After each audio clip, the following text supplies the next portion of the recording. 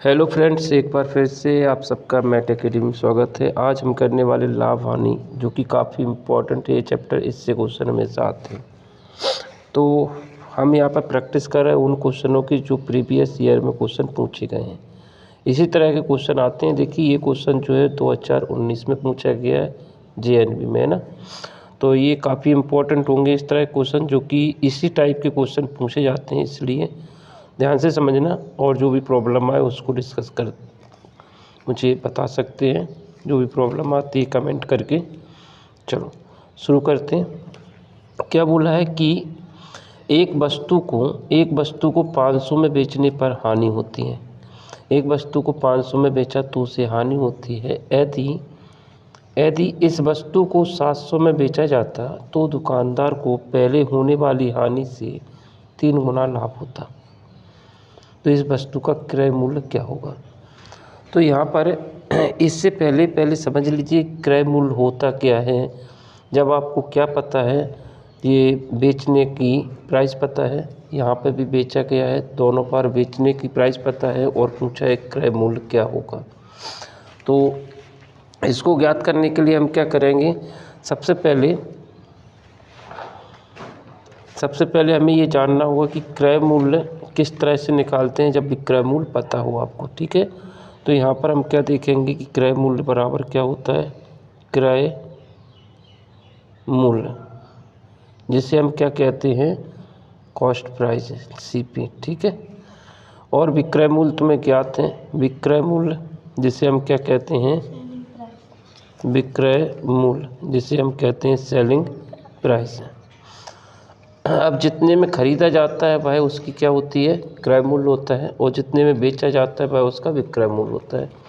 तो खरीदने वाली कीमत को क्या कहते हैं, क्रय मूल्य कहते हैं, जिसे हमने आपको याद करवाया था परिभाषा। और जितने में बेचा जाता है वह उसका विक्रय मूल्य होता है। ये तो बेसिक चीज़ें हैं जो पता होना चाहिए। अब यहाँ पर हम दो चीज़ें देखना चाह रहे हैं। क्रय मूल्य होता क्या है, कॉस्ट प्राइस जो होता है वो होता है यहाँ पर सेलिंग प्राइस में अगर हम लाभ हानि को जोड़ दें, क्या जोड़ दें, हानि, जो भी हानि हुई है अगर उस हानि को जोड़ दें तो हानि के बेस पर कॉस्ट प्राइस क्या होगी, तो यहाँ पर हानि जुड़ जाएगी। ठीक है, एक तो ये हो सकता है, एक फॉर्मूला जो हमने तुमको लर्न कराए हैं, और एक दूसरा ये है कि कॉस्ट प्राइस एक और होती है, वो क्या होती है, सेलिंग प्राइस पर हानि को जोड़ा है तो लाभ क्या होता है, इसमें से माइनस करके पता कर सकते हैं। ठीक है, ये काफ़ी इम्पोर्टेंट है, ये दो फॉर्मूले, इनसे बहुत सारे क्वेश्चन बनेंगे, और इन क्वेश्चनों को हम तभी कर पाएंगे जब हमें ये दोनों चीज़ें पता होंगी। ठीक है, अब यही वाले फॉर्मूला हम यहाँ पर अप्लाई करने वाले हैं, क्योंकि देखिए 500 में बेचा तो इसे हानि हो गई, और 700 में बेचा तो इससे क्या हो रहा है, लाभ हो रहा है। 700 में बेचा जाता है तो दुकानदार को होने वाली हानि से 3 गुना लाभ होता है। ठीक है, तो हमें इन दोनों का पता होना चाहिए, हानि वाला और लाभ वाला। ठीक है, चलो अब इसको सॉल्व करते हैं। क्वेश्चन में क्या दिया है पहले ये समझ लीजिए। एक वस्तु को 500 में बेचा, सेल कितने में किया, सेलिंग प्राइस दे रखी 500 रुपया, 500 में बेचा तो उसे हानि हो जाती है। तो हानि सपोज मान लेते हैं उसको, हानि जो है X रुपया की हो जाती है। ठीक है, और इसे ये बोल रहा है कि 500 की जगह पे अगर 700 में बेचा जाता तो इसे क्या हो रहा है, लाभ है। लाभ जो हो रहा है हानि से 3 गुना लाभ हो रहा है। हानि से कितना लाभ हो रहा है, 3 गुना लाभ हो रहा है। यही सब बोला गया है ऊपर क्वेश्चन में। तो देखिए यहाँ पर एक बार नज़र डाल लेते हैं इसके ऊपर। क्या बोला है कि 700 में बेचा जाता है तो दुकानदार को होने वाली हानि से 3 गुना लाभ हो रहा है। तो हमने हानि को क्या ले लिया, X ले लिया, तो लाभ उसका क्या हो जाएगा, 3 गुना यानी 3X हो जाएगा। ठीक है, और तुम्हें सेलिंग प्राइस दोनों की दे रखी है। अब चलते हैं क्वेश्चन को बिल्कुल इसी तरीक़ा से कर लेते हैं अप्लाई करके। यहाँ पर पहले हानि वाला लगा रहे हैं, तो हानि वाला क्या हो जाएगा, कॉस्ट प्राइस 500, हानि को क्या करते हैं, जोड़ देते हैं। हानि को क्या कर दिया, जोड़ दिया, जी हानि है, इस 500 में जुड़ जाएगा तो उसका क्या बन जाएगा, कॉस्ट प्राइस आ जाएगा। ये कॉस्ट प्राइस है वस्तु की बराबर इस वाली कॉस्ट प्राइस से इसको बराबर कर रहे हैं। तो यहाँ पर 700 में बेचा तो क्या हुआ था, लाभ हुआ था, और लाभ को क्या करते हैं यहाँ पर माइनस करते हैं, तो यहाँ पर लाभ को क्या कर दिया हमने, माइनस कर दिया। ठीक है, अब क्या करेंगे, देखिए ये जो 3x है ये माइनस का है, इस तरफ जाएगा तो काय का हो जाएगा, प्लस का हो जाएगा। ठीक है, तो यहाँ पर x ये माइनस का 3x इधर से इधर गया तो हो गया प्लस का 3x। ठीक, और हम क्या कर रहे हैं, इस 500 को कहाँ ले जा रहे हैं, इस तरफ ले जा रहे हैं, तो ये 500 अभी प्लस का है तो बराबर के उस तरफ जाएगा तो काय का हो जाएगा, माइनस का हो जाएगा। 700 ये 500 बराबर के उस तरफ जाएगा तो काय का हो गया, माइनस का। ये बेसिक चीज़ें पता होनी चाहिए, जब हम बराबर के उस तरफ ले जाते हैं तो चिन्ह पलट जाते हैं। ठीक है, प्लस का था तो माइनस हो गया, माइनस का था तो प्लस हो गया। अब यहाँ से देखिए बस अब ये सॉल्व भी हो गया, 3x और ये कितना हो गया, 4x, और यहाँ पर कितना हो जाएगा, 700 में से 500 घटेगा तो बचेगा 200, बच गया। अब देखिए यहाँ पर x यहाँ पर गुणा रहता है, क्या होता है, इन दोनों के बीच में गुणा का चिन्ह रहता है, गुणा वाली संख्या बराबर के उस तरफ जाती है तो काय में जाती है, भाग में, क्योंकि गुणा का उल्टा क्या होता है, भाग होता है। तो जब भी बराबर के उस तरफ ले जाते हैं तो चिन्ह पलट जाते हैं। गुणा का उल्टा क्या होता है, भाग होता है, इसलिए ये भाग में आ गए, 4 ही गुणा में थी वो भाग में आ गई। 4 से काटेंगे तो 5 बार जाएगा और 1 जीरो बचेगा, 4 पंचे 20, तो ये 50 आ गया। क्या आ गया, ये हानि आ गई, क्या आ गई, हानि आ गई 50 की। 50 रुपये की हानि जो हमने मानी थी x, वो है 50 रुपये की हानि। अब यहाँ से तुम हानि को अगर इसमें जोड़ देंगे तो वस्तु का क्या निकल आएगा, कॉस्ट प्राइस निकल आएगा। तो वस्तु कितने की थी, 50 रुपया जोड़ दीजिए, कॉस्ट प्राइस बराबर क्या बताया था हमने कि 500 में बेचा था तो उससे कितने की हानि हुई, 50 रुपये की हानि हो गई। तो अगर हम हानि को कॉस्ट सेलिंग प्राइस में जोड़ देते हैं तो क्या बन जाता है, कॉस्ट प्राइस बन जाता है। तो 550 इसका आंसर आ जाएगा। इस वाले पोर्शन से भी निकाल सकते हैं। 700 रुपये में बेचा था, 700 में बेचा था तो इससे क्या हो गया था, लाभ हो गया था, 3 गुना लाभ हुआ था। तो 50 की हानि हुई तो लाभ कितने का होगा, 150 रुपया का। 50 दिया 150, अगर हम इसमें से 150 घटाएंगे तब भी कितना आएगा, 550 आंसर आ जाएगा। ठीक है, दोनों कंडीशन में यही रहेगा। अगला क्वेश्चन देखते हैं, तो सही आंसर देख लेते हैं इसका क्या है। 550 जो है इसके ऑप्शन में देखते हैं, दूसरा ऑप्शन एकदम सही है, ये वाला। अगला क्वेश्चन करते हैं। देखिए अगला क्वेश्चन, दूसरा क्वेश्चन क्या है, एक फल विक्रेता, ये भी जेएनपी में पूछे गए एग्जाम में, सारे के सारे प्रीवियस ईयर के क्वेश्चन हैं तो इम्पोर्टेंट तो होंगे सारे क्वेश्चन। एक फल विक्रेता 1 रुपया में 2 के हिसाब से नींबू खरीदता है। ठीक है, 2 के हिसाब से नींबू खरीदता है और 3 रुपया में 5 के हिसाब से बेचता है, तो उसका लाभ प्रतिशत क्या होगा। क्या कहा है इसमें, 1 रुपया में 2 के हिसाब से खरीदता है, तो 2 नींबू जो है वो कितने रुपया में खरीदा उसने, 1 रुपया में, यही दिया है। और ये बोल रहा है कि 3 रुपया में 5 नींबू बेचता है, तो 5 नींबू कितने में बेचता है, ये खरीदने वाले को हमने क्या बोला था, कॉस्ट प्राइस अभी बताया था, और बेचने वाले को क्या कहा था, सेलिंग प्राइस। ठीक है, 5 नींबू कितने रुपये के बेचता है, तो यहाँ पे बेचता है 3 रुपया का, समझ आ गया, यहाँ पे 3 रुपया के बेच देता है वो। अब यहाँ पर ध्यान देना कि 1 रुपया में 2 खरीदे थे इसने, कितने खरीदे थे, 1 रुपया में 2 खरीदे थे, तो 3 रुपया में कितने नींबू खरीदे होंगे इसने, तो 3 रुपया में निकालने के लिए हम इसमें 3 का गुणा करके 3 रुपया में कितने नींबू आए होंगे, 6 नींबू, यही ना। तो यहाँ पर हमने क्या कर दिया, सेम कर लिया कि 3 रुपया में 6 नींबू खरीदे उसने, कितने खरीदे, 3 रुपया में 6 नींबू खरीदे, और 3 रुपया में बेचे कितने, 5 बेच रहा है, 3 रुपये में बेच कितना है, 5 बेच रहा है। तो 1 नींबू का फ़ायदा होगा, यहाँ पर क्या होगा, 1 नींबू का फ़ायदा होगा। अब यहाँ पर ट्रिक से हमने क्या बताया था कि अगर हम संख्या पे निकालते हैं तो कैसे निकालते हैं, ट्रिक हमने क्या बताई थी लाभ प्रतिशत निकालना है, तो कितने नींबू बचे और कितने नींबू का फ़ायदा होगा। कितने नींबू बचे यहाँ पर 5 नींबू बचे और यहाँ पे फ़ायदा कितने का होगा, 1 नींबू का फ़ायदा होगा, क्योंकि 6 नींबू वह 3 रुपया में ख़रीद के लाया और 3 रुपया में 5 ही बेचे उसने, 1 नींबू बच गया, यानी वो फ़ायदा का हो गया। 1 नींबू का फ़ायदा होगा, कितने बिके, 5 बिके हैं, परसेंटेज में देखना है तो 100 का गुणा।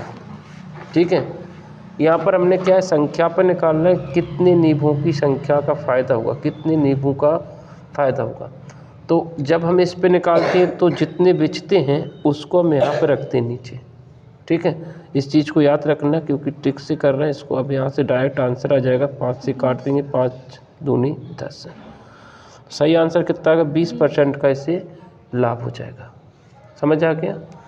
अगला क्वेश्चन करते हैं। अच्छा, इसको एक और तरीक़ा से कर लेते हैं, उसको भी देख लेते हैं। जैसे कि क्वेश्चन को तुम्हें पता ही है क्या था। क्वेश्चन में ये कहा है कि 2 नींबू कितने रुपया की ख़रीदा था उसने, 1 रुपया का। ठीक है, ये कॉस्ट प्राइस दे रखी 2 नींबू की। ठीक, अब यहाँ पर सेलिंग प्राइस भी दे रखी है। इन्होंने बोला कि 5 नींबू कितने रुपये का बेच रहा था, 3 रुपया का। ठीक है, एक तरीका क्या बताया हमने, उसको देख लीजिए कि 1 नींबू कितने का ख़रीदा उसने। तो यहाँ पर 2 नींबू 1 रुपया ख़रीदा, तो 1 नींबू कितने का ख़रीदा होगा। 1 नींबू जो है, 1 नींबू निकालना है तो इस 2 को इस तरफ ले जाएंगे तो बट्टे में आ जाएगा, 1/2 रुपया का ख़रीदेगा। कितने खरीदेगा, ये 2 यहाँ से चला गया क्योंकि 2 नींबू की संख्या थी, 1 निकालना है तो 2 से भाग दे दिया। इसी तरह से हम यहाँ से भी 1 का निकालेंगे कि 1 नींबू बेचा कितने में है, 1 नींबू को बेचा उसने, तो देखिए 3/कितने में, 5 में। ये 5 कहाँ से आ गया, ये 5 उस तरफ जाएगा तो बराबर के उस तरफ जाएगा, तो ये भाग में चला जाएगा। समझ आ गया। यहाँ पर 1 नींबू की कॉस्ट प्राइस है और यहाँ पर 1 नींबू की सेलिंग प्राइस है। अब यहाँ पर भी आपको ये याद रखना है कि ये देखिए यहाँ पे 5 है और यहाँ पर 2 है, तो इन दोनों को काटने के लिए इन दोनों का एलसीएम से गुणा कर देंगे। क्या कर देंगे, इन दोनों का एलसीएम। 5 और 2 का एलसीएम कितना आएगा, 5 और 2 का एलसीएम आएगा 10। कितना आएगा, ये 2 है और ये 5 का एलसीएम से हम गुणा करेंगे तो इसका एलसीएम आ गया 10। कितना आ गया, 10 आता है निकालना। 2 से काटेंगे तो ये आ गया इतना, और 5 से काटेंगे तो आ जाएगा 5 दूनी 10। तो हमने 10 का इसमें गुणा कर देंगे और 10 का इसमें गुणा कर देंगे। ठीक है, फिर हमने इससे काटेंगे, 2 से काटेंगे तो 2 पंचे 10, 5 से काटेंगे 5 दूनी 10। तो ये क्या हो जाएगा, देखिए यहाँ पर क्या हो जाएगा, देखिए ये 6 हो जाएगा, ये 5 हो जाएगा। तो जब हम इसको सॉल्व करेंगे तो देखिए क्या हो रहा है, ये बराबर के 5 एकम 5। तो 1 नींबू की कीमत हमने 5 रुपया मान लिया। ठीक है, और बेचा कितना, 3 दूनी 6, बेच दिया उसने 6 रुपया में। तो अब देखिए यहाँ पर कॉस्ट प्राइस पे निकालते हैं। तो कॉस्ट प्राइस पे लाभ कैसे निकाला जाता है, अच्छे से पता है आपको। क्या बताया था, लाभ बराबर क्या होता है, लाभ प्रतिशत बराबर लाभ बटे कॉस्ट प्राइस गुणा 100। ये भी पता है तुम्हें। ठीक है, सीधा सा निकल आएगा। देखिए 5 रुपया का ख़रीदा, 5 का ख़रीदा, 6 का बेचा, लाभ कितने का हो गया, 1 रुपया का। 5 वाली चीज़ 6 में बेचेंगे तो 1 का लाभ हो गया, 1 का लाभ हो गया। वस्तु कितने की थी, 5 की, गुणा 100। तो ये काफ़ी लंबा हो जाता है, इसलिए हम ट्रिक से कर देते 5 दूनी 10, 20% का लाभ हो गया। तो मुझे लग रहा है कि ऊपर वाला बेस्ट है। ऊपर वाले में क्या है, एकदम सरल क्वेश्चन है, और ऊपर वाला तभी लगाते हैं जब यहाँ पर एक जैसी वैल्यू हो। कि यहाँ पर देखिए 3 रुपया में तुमने 6 खरीदे थे और 5 बेच दिए थे, 3 रुपये, वैल्यू एक जैसा होना चाहिए ना। चलो अगला क्वेश्चन करते हैं।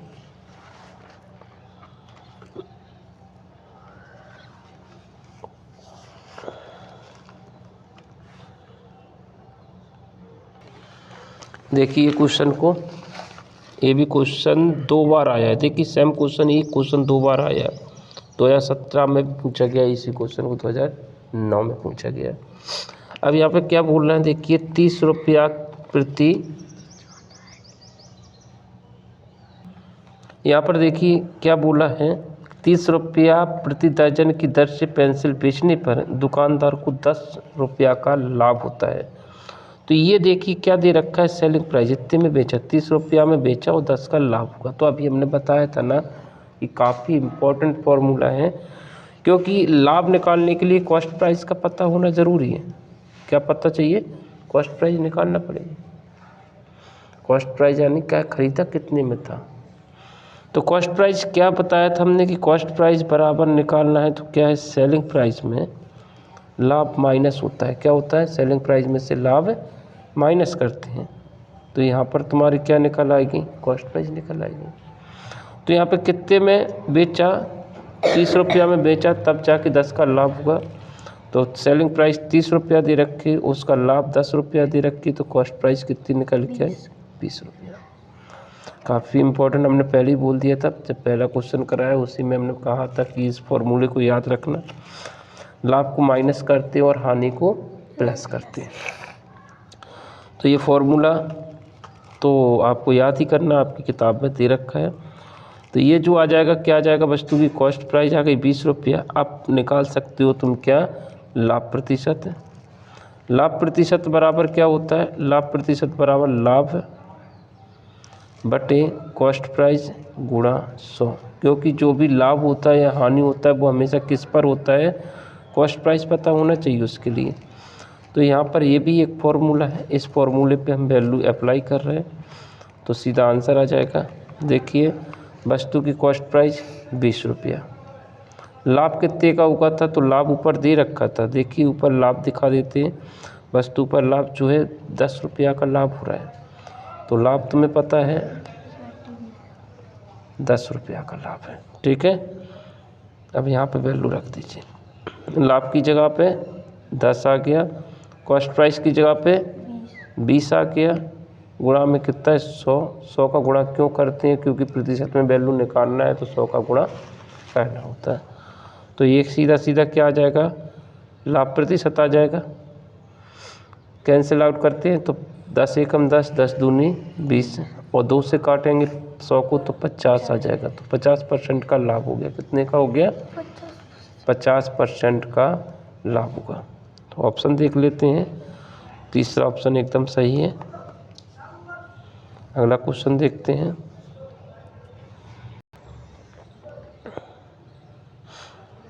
पांचवा क्वेश्चन, 18% छूट देने के बाद वॉशिंग मशीन इतने रुपया में मिलती है। देखिए डिस्काउंट के बाद मिल रही है, ये डिस्काउंट के बाद मिल रही है। तो वॉशिंग मशीन का अंकित मूल्य कितना है। अंकित मूल्य को क्या बोलते हैं, अंकित मूल्य जो होता है मार्क प्राइस होता है, मार्क प्राइस होता है। और ये कितना होगा, 100%। कितना होगा, इसी को तुम्हें निकालना है, ठीक है। मार्क प्राइस 100% है कि इस पे इतना अंकित है। अब डिस्काउंट दिया है, ये छूट देना यानी डिस्काउंट देना। कोई वस्तु 100 की है तो उस पर 18 का छूट मिल रहा है, तो 100% में डिस्काउंट कितने का लगा होगा, 18% का डिस्काउंट दे दिया उनने। ये डिस्काउंट है जिससे हमने बोलते हैं छूट दे दिया। तो ये जो है कितने में मिलती है, इतने में मिलती है, यानी सेल कर रहे हैं। ये सेलिंग प्राइस कितनी है, इतने में बेच रहे हैं। ये इनको घटाएंगे तो कितना बन रहा है, 82%। 82% तुमको दे रखा है, यानी जो सेलिंग प्राइस आई वो कितनी है, 82% है। कोई वस्तु पर 100 प्रिंट है और उसे 18 डिस्काउंट देने के बाद कितना परसेंट बचा, 82% मूल्य दे रखा है यहाँ पर 13,489 रुपया, ठीक है। डिस्काउंट के बाद, जब भी डिस्काउंट दिया जाता है तो 100 में से माइनस करके वैल्यू दी है तुमको, ठीक है। यहाँ पे डिस्काउंट पर बेचा, इतने डिस्काउंट में बेचा, यानी जो दे रखा है वो 100 से कम वैल्यू दे रखी है। जब भी डिस्काउंट लगाए यानी 100 से कम वैल्यू दे रखी है। तो यहाँ पर 18% का डिस्काउंट है तो 82% बचा। अब इससे हम क्या निकालेंगे, 100% निकालना है तुमको। तो अब क्वेश्चन आसान हो गया। यहाँ से क्या कर सकते हैं हम कि 1% निकाल सकते हैं। जिसका 82% पता है तो उसका 1% निकालने के लिए इस 82 को बराबर के उस तरफ ले जाएंगे, तो ये नीचे जाएगा तो 13,489 बटे कितना आ जाएगा 82।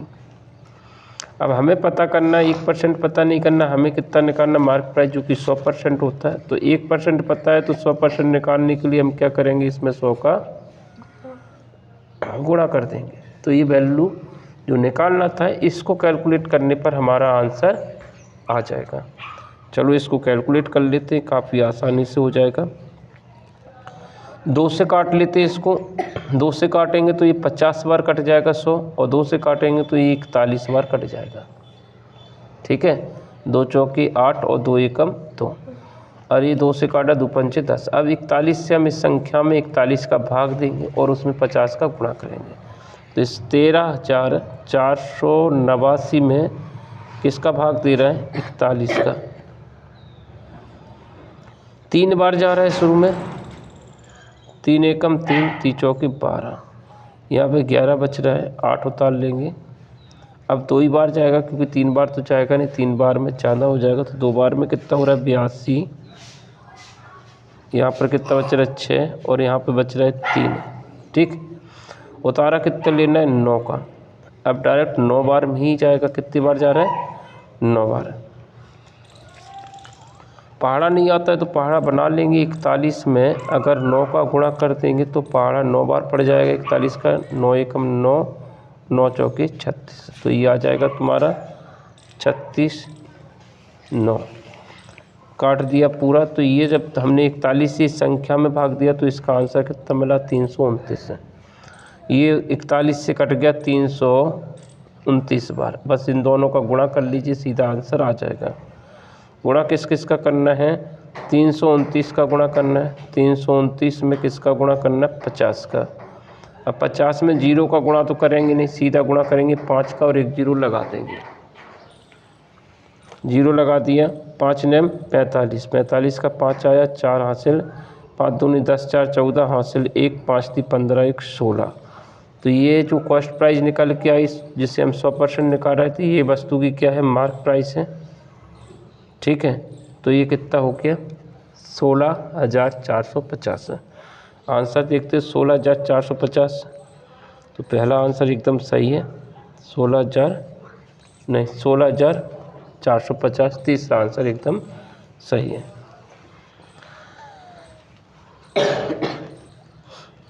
एक सेल फोन, क्वेश्चन नंबर 6वां, एक सेल फोन 1500 रुपये में खरीदा और 1660 रुपये में बेचा, तो लाभ प्रतिशत क्या होगा। एकदम सरल क्वेश्चन है। यहाँ पर आपको दे रखा है कॉस्ट प्राइस और सेलिंग प्राइस।